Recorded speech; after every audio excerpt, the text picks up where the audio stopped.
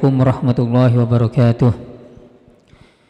Alhamdulillah rabbil alamin wassalatu wassalamu mursalin wa ala alihi washabihi ajmain. Nawaitu ta'allum wa ta'lim wa nafa'al intifa wa targhib al-istifada wal hasanata masuk bi kitabillah wa sunnatir rasulih wa du'a lal huda wa dalal huda wa jallah wa gharib wa tawib subhanahu wa ta'ala amma ba'du. Para jamaah yang dimuliakan Allah Ta'ala,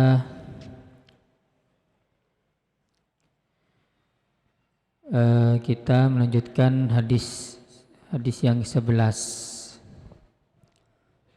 Sebelumnya minal aidin wal faizin nggih. Lo barki bedanya bauna telasan nggih. Masih musyawal.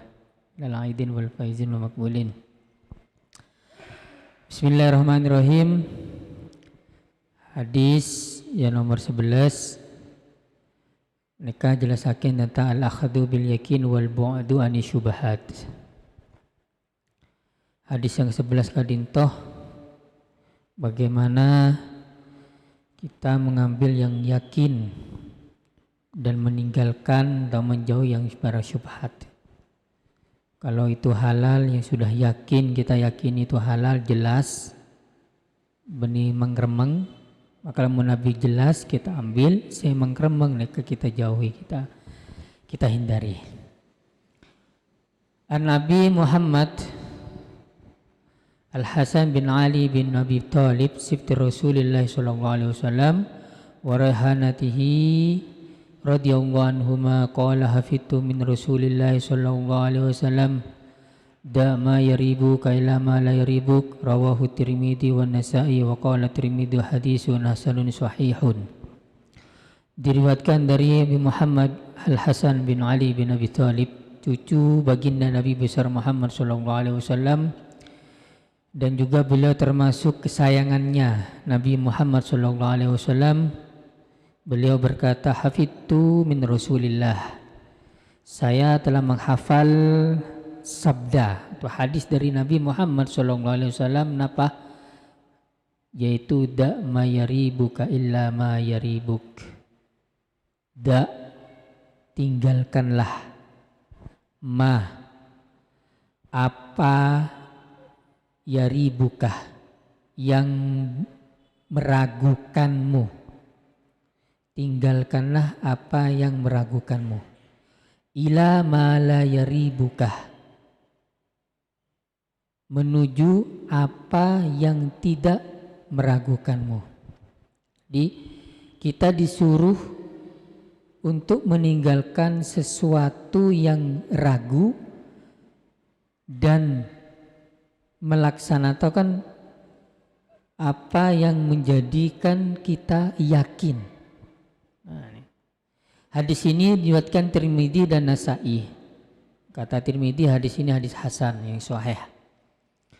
Ahmiyatul hadis, poin-poin hadis kadintoh, yaitu hadal hadis min jamal kalim wa minal hukmin nabawiyyatil balighah fa huwa bi kalimatil ghalilah qad qa'idatan nadima fi dinil islami wa hiya tarku syubhat wal tizamul halal al mutah.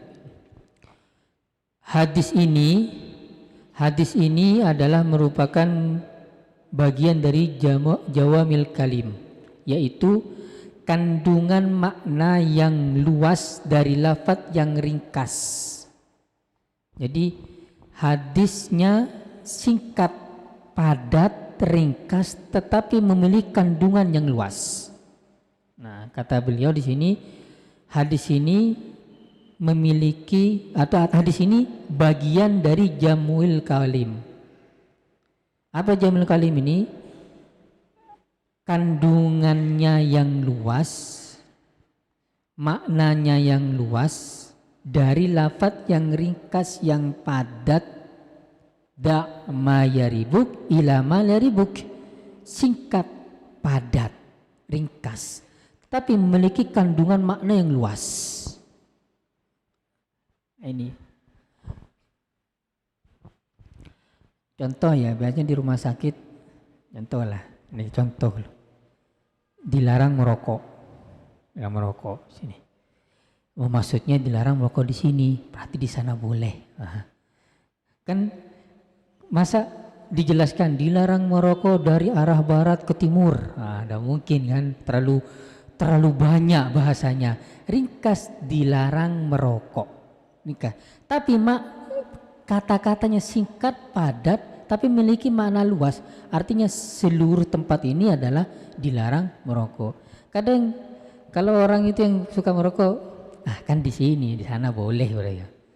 Yang di situ yang tidak boleh, di bawah tulisan dilarang. Yang tidak ada tulisannya berarti boleh. Nah, ini bukan itu juga.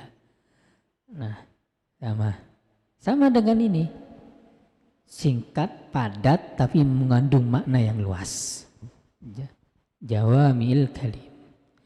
Dan juga hadis ini memiliki bagian dari hukum nabawi. Fahuwa bi kalimatul ghali qa'ada qa'idun. Kemudian hadis ini adalah menunjukkan bagaimana tarku syubhat, meninggalkan barang syubhat yang masih remeng-remeng dan melaksanakan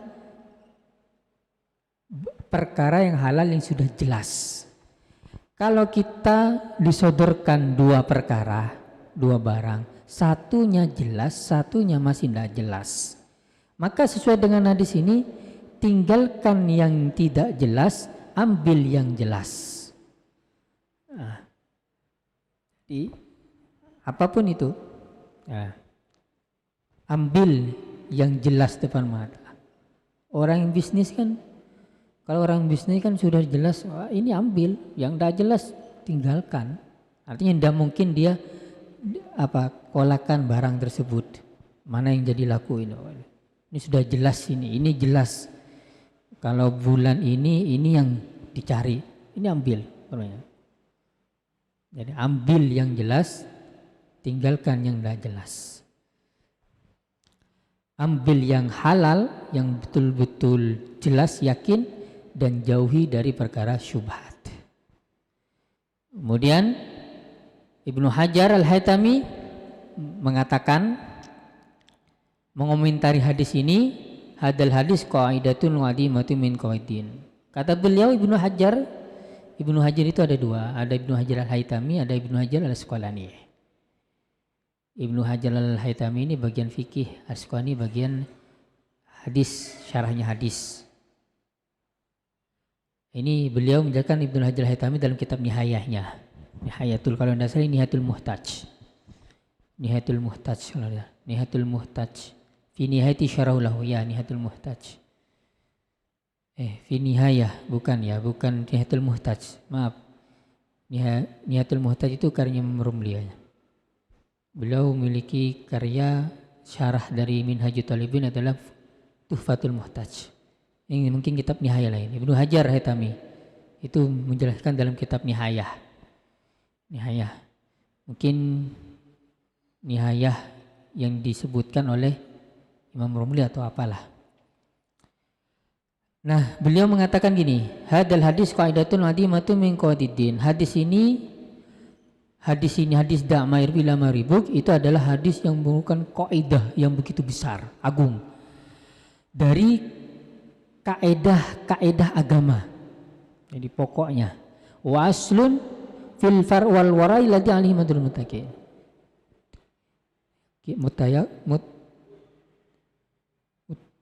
Muttaqin ya, madrul muttaqin. Hadis ini menjadi sumber yang menjelaskan ketentuan-ketentuan bagaimana orang tersebut memiliki sifat waro agar dia menjadikan orang yang bertakwa. Dan juga hadis ini menjadi penyelamat dari gelapnya keraguan, kebimbangan.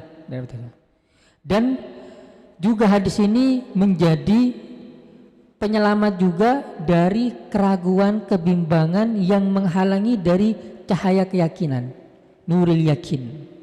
Jadi hadis ini sebagai pegangan bagi kita bahwa hadis ini merupakan kaedah agama sebagai sumbernya untuk menjadi orang yang bertakwa, memiliki sifat waro, dan juga hadis ini menjadi penyelamat, juru penyelamat kita dari kewaswasan, kebimbangan, kesesatan di dalam urusan agama. Kalau kita sudah tahu ini yang mana jelas, ini yang tidak jelas, maka ambil yang jelas. Kalau kita ada makanan nih, ada teren. Makanan satunya, makanan secara kesehatan, kita punya penyakit. Penyakit apa biasanya? Penyakit asam urat. Nah, asam urat kan biasanya anti kacang. Ada makan ayam sama kecap, satunya ayam sama kacang, cengi kacang. Kita tahu kalau cengi kacang kadinto bisa membahayakan atau bisa naik asam urat kita. Maka yang bikin kesehatan kita rusak, yang bikin asam urat kita tinggi dengan kacang ini, maka kita tinggalkan. Maka kita ambil yang bisa memberikan dampak kesehatan baik bagi kita. Nah, kita tahu ini jelas, ini tidak jelas, jelas dari kesehatan. Maka ambil yang jelas, yang bisa kesehatan kita baik, bermanfaat. Sama-sama makan. Nah, tapi kita tahu mana yang bisa merugikan kesehatan kita, mana yang bisa memberikan positif bagi kesehatan kita. Sama halnya juga di dalam perkara masalah barang, masalah uang atau apa. Kalau itu sudah jelas yakin itu halal, maka kita ambil. Kalau itu jelas itu haram, syubhat belum ke haram, maka kita tinggalkan. Nah, jadi singkatnya, sabdanya Nabi singkat tapi memiliki makna yang luas. Makna yang luas yang sebagaimana disebutkan oleh Ibnu Hajar Al-Haytami, bahwa hadis ini menjadi juru penyelamat kita dari kebimbangan, dari keraguan yang dapat menghilangkan cahayanya keyakinan. Kemudian fikih hadisnya, apa yang menjadi hadis tersebut syarahnya, yaitu hadis ini memberikan pesan yang pertama adalah tarku syubhat, meninggalkan barang syubhat. Inna tarka syubhat fil ibadah wal muamalat wa munakahat wasair abwabil ahkam wal tizamil halal fi kulli dhalik wa dil bil muslim ilal wara wa hum ya'min nafi fi qati waswasi syaitan kasirul faidah adimul jadwa fi dunya wal akhirah. Waqad sabab fil hadis anna man ittaqa syubhat faqad istabara dini wa artihi. Nah, hadis ini memberikan pesan kepada kita, makna yang sangat luas, yaitu bagaimana Nabi memerintahkan kepada kita untuk meninggalkan barang syubhat. Sesungguhnya meninggalkan barang syubhat di dalam ibadah, di dalam muamalah, transaksi jual beli, di dalam pernikahan, di dalam hal-hal seluruh bab-bab yang hukum-hukum yang lain yang tidak disebutkan baik selain ibadah, munakahat, pernikahan dan transaksi bisnis yang lain, maka sesungguhnya orang yang meninggal syubhat itu dan juga berpegang pada atau melakukan perkara yang halal yang jelas kehalalannya, yuaddi bil muslim ilal wara, maka itu akan mendatangkan orang tersebut yang meninggalkan para syubhat itu memiliki sifat yang waro. Yaro yang mana perkara halal yang kita cari, yang jelas keyakinannya, itu sangat banyak manfaatnya di dalam memutus rantai godaan-godaan syaitan atau waswasnya setan atau bisikannya setan, dan juga banyak faedah yang begitu besar baik yang akan datang kepada kita di dunia maupun kelak di hari akhirat.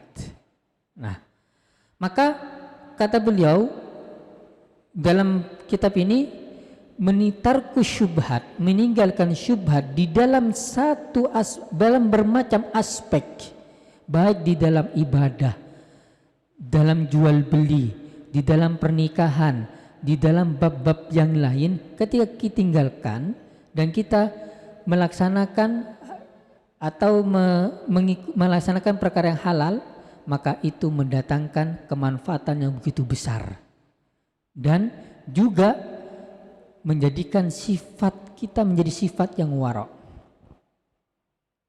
Nah, sebagaimana disebutkan di dalam hadis yang ke-6, jadi pada hadis ke-6 yang sudah dijelaskan itu, barang siapa yang menjauhi perkara syubhat isfaqodis tabro alidinihi wardihi, maka dia telah menjaga agamanya dan kehormatannya. Barang siapa yang menjauhi perkara syubhat, maka dia benar-benar melaksanakan atau benar-benar telah menjaga agama dan kehormatannya. Kalau ingin agamanya dijaga, kalau ingin kehormatannya dijaga, maka tinggalkanlah atau jauhilah perkara syubhat. Karena perkara syubhat ini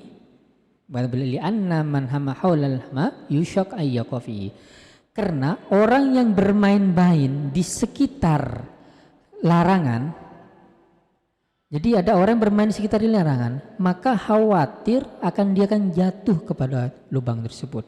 Sama halnya banjir, contoh bodoh banjir. Sudah dilarang jangan dekat-dekat dengan banjir, kita main dikit-dikit. Apalagi dia tidak bisa berenang, maka dengan bermain-main dengan atau mendekati larangan tersebut, banjir tersebut, khawatir dia akan ikut banjir tersebut. Nah, sama halnya juga seperti ini. Ketika kita tidak meninggalkan syubhat, khawatir terjerumus perkara yang haram. Nah, Pak Bode jawaban manggen. Si haram boy. Si haram melarat ya. Dari halal lagi. Syubhat nih ya. Syubhat belum tuh. Ya. Maka kalian tuh kita berusaha semaksimal mungkin bagaimana kita bisa meninggalkan perkara syubhat.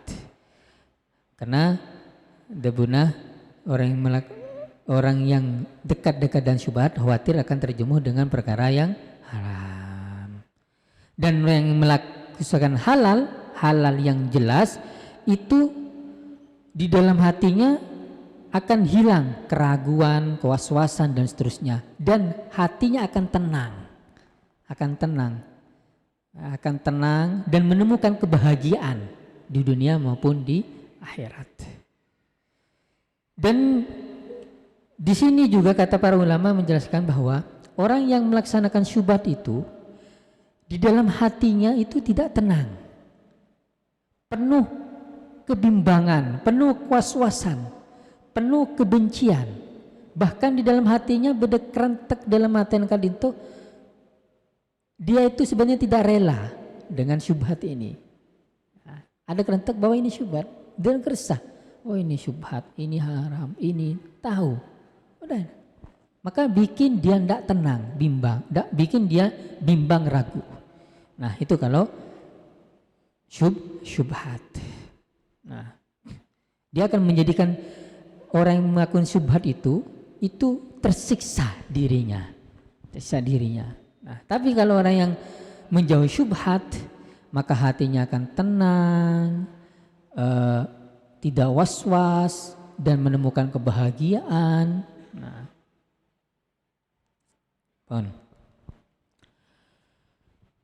kemudian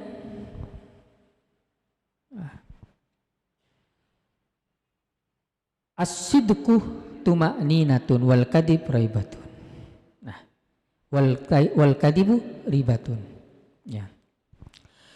Kejujuran kadito mendatangkan ketenangan. Wal kadhib dan kebohongan itu mendatangkan keraguan. Jadi orang yang jujur itu mendatangkan ketenangan dan orang yang bohong itu mendatangkan keraguan. Sebagaimana riwayatnya Nabi disebutkan dalam hadis Nabi dalam riwayatnya Imam Tirmidzi. Nah, maka di sini isyarah bahwa bagaimana kita berusaha semungkin untuk berkata jujur, dan tanda-tanda jujur ini adalah ayat ma'innah. Dia hatinya merasa tenang, merasa anteng. Nah, tapi kalau orang bohong itu di dalam hatinya itu merasa gelisah, merasa bimbang dan terusnya. Dan sebenarnya dalam hati itu akan ingin berpaling dari hal tersebut. Nah, maka oleh sebab itu, nah, termasuk kejujuran di dalam kita, yaitu memilih mana yang halal, mana yang syubhat. Maka ambil yang halal, dan halal wal haq wasidik tuma'ninatun waridho, wal haram wal batil wa kadib, itu halal, benar, sidik, jujur, itu merupakan ke ketenangan dalam jiwa kita dan keridhaan bagi kita. Sedangkan melakukan perkara haram, batil dan bohong itu menjadi sebab kita ragu, ada kebencian dan juga ada rasa takut dalam diri kita. Nah, mudah-mudahan kita berusaha semaksimal mungkin agar kita menjauhi perkara syubhat. Bagaimana para ulama salaf, bagaimana perkataan ulama salaf, bagaimana af'alnya para salaf dalam meninggalkan keraguan, di dalam meninggalkan syubhat, namun yakin wara'. Bagaimana disebutkan di sini, banyak sekali dijelaskan bagaimana mereka meninggalkan hal-hal syubhat, karena syubhat itu sedikit demi sedikit akan terjerumus ke kebatilan, terjerumus ke lubang kesesatan, dan juga terjerumus ke perkara yang diharamkan oleh Allah Ta'ala. Maka oleh sebab itu berusahalah semaksimal mungkin kita meninggalkan barang syubhat, baik di dalam ibadah kita, dalam ibadah seperti sholat, haji dan seterusnya, dan juga di dalam jual beli kita, di dalam pernikahan juga, dan di dalam bab-bab hukum yang lain. Semaksimal mungkin kita tinggalkan perkara syubhat agar kita memiliki karakter sifat yang wara', dan di dalam diri kita, di dalam hati kita merasa tenang, anteng, dan juga menemukan kebahagiaan di dalam diri kita, dan menjauhi atau terhindar dari keraguan, kebencian di dalam hati kita. Karena bagaimanapun syubhat itu adalah yang dipesankan Nabi Muhammad SAW dan dihafal oleh cucunya Nabi. Meskipun kata da ini merupakan adalah wal amrulin nadab, da itu adalah fi'il amar yang menunjukkan kata sunat meskipun bukan kata wajib, tapi hakikatnya seorang muslim sejati, umatnya Nabi yang betul-betul menjalankan syariatnya atau menjalankan sunnahnya Nabi, yaitu adalah salah satunya menjauhi perkara syubhat. Perkara syubhat, meskipun hadis ini da itu fi'il amar yang menunjukkan kata sunat, bukan menunjukkan kata wajib. Para hadirin, para jamaah yang dimuliakan Allah Ta'ala, ini saja mungkin pertemuan yang setelah Ramadan ya. Setelah Ramadan, hadis yang ke-11. Sebelum mungkin kita diskusi, ada pertanyaan. Ini sebelum jam berapa ini? Ada pertanyaan mungkin atau tinggal berapa menit lagi?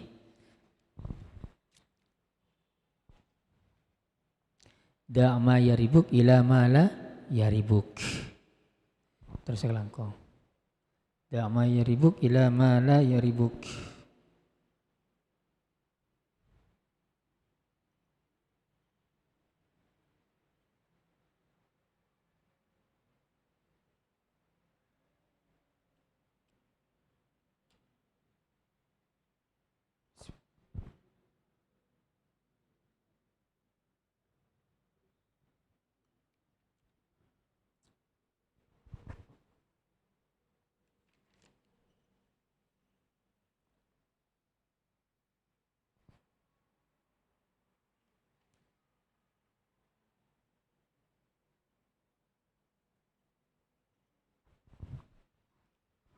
Sudah cukup.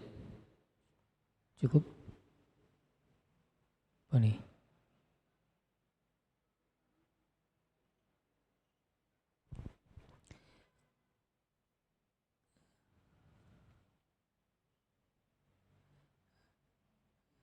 Kiabit ki.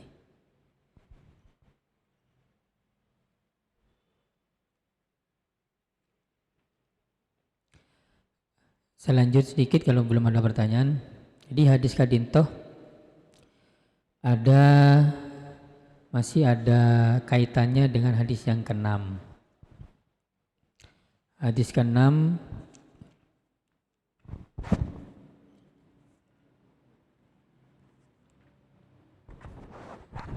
kadintoh menjelaskan tentang halal dan haram. Innal kata Nabi, innal halal bayyin wa innal haram bayyin wa bainal mustabihat la ya'lamuna katsirun minan nas fa man ittaqa syubhat istabral dini wardihi wa man waqa'a fi syubhat waqa'a fil haram. Jadi ini memang hadis yang ke-11 itu ada kaitan dengan hadis yang ke-6. Hadis ke-6 kadintoh jelasakin bahwa halal itu jelas, haram itu jelas. Jadi ini halal, ini sudah jelas, ini haram, ini sudah jelas. Mana tidak bisa. Seperti halnya makanan yang diharamkan seperti babi itu jelas haram. Yang boleh ayam umpamanya.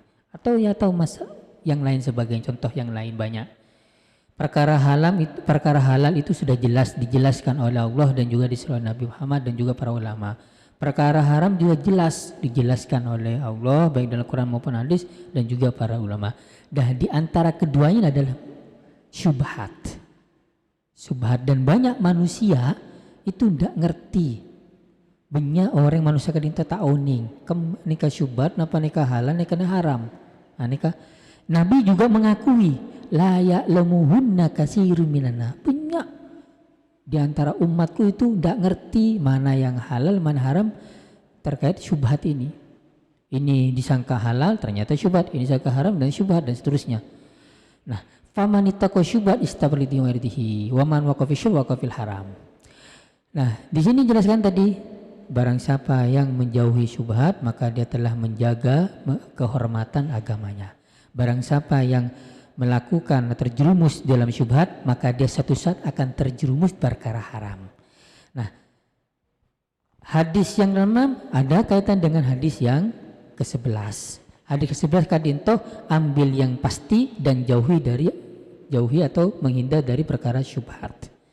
Maka hadisnya berbunyi yang pendek, singkat tetapi mengandung makna luar biasa. Da ma yaribuk ila ma la yaribuk. Tinggalkan apa yang membuat kita ragu, ini syubhat, tinggalkan. Dan ambillah yang jelas, yang yakin menurut kita. Ini halal dan seterusnya. Dia ada kaitannya dengan hadis yang nomor 6. Maka oleh sebab itu, Nabi berpesan kepada kita, kalau perkara halal itu sudah jelas, perkara haram yang jelas, syubhat ini tidak jelas, masih mengeremang. Tapi Nabi berpesan tetap kita tinggalkan, jauhin dari syubhat kadintoh, karena khawatir lama kelamaan kita melaksanakan syubhat, khawatir terjerumus perkara yang haram. Nah, maka oleh sebab itu hadis yang nomor 11 itu menjadi hadis dari kaedahnya agama dan menjadi juru penyelamat dari keraguan kebimbangan kadintoh. Nah. Sedangkan hadis yang ke-6 tadi, innal halal bayyin kadintoh sebutakin termasuk sepertiganya agama Islam.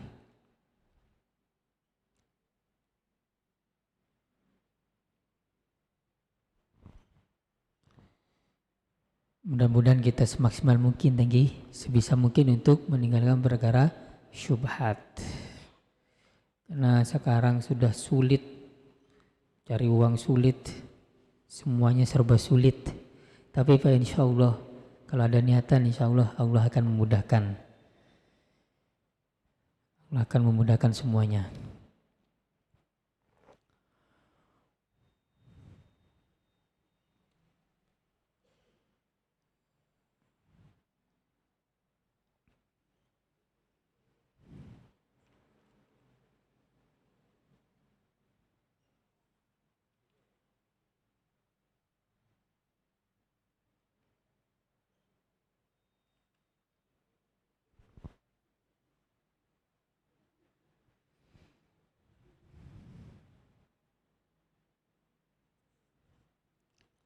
Pun cukup ya. Tidak ada pertanyaan, saya cukupkan. Oke, ngere.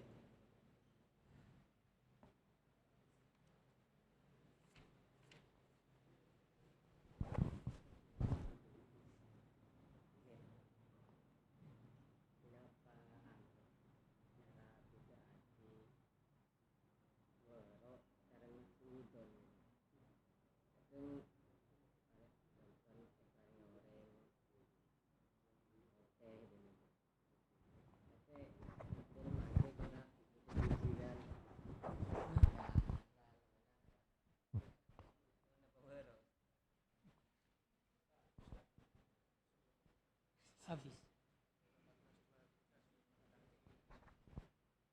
Ntar ya, singkat aja. Kita diperintahkan untuk husnudon. Husnudon, jauhi suudon. Harus berprasangka baik, jauhi prasangka jelek. Ketika ada orang memberikan kepada kita, maka kedepankanlah husnudon terlebih dahulu.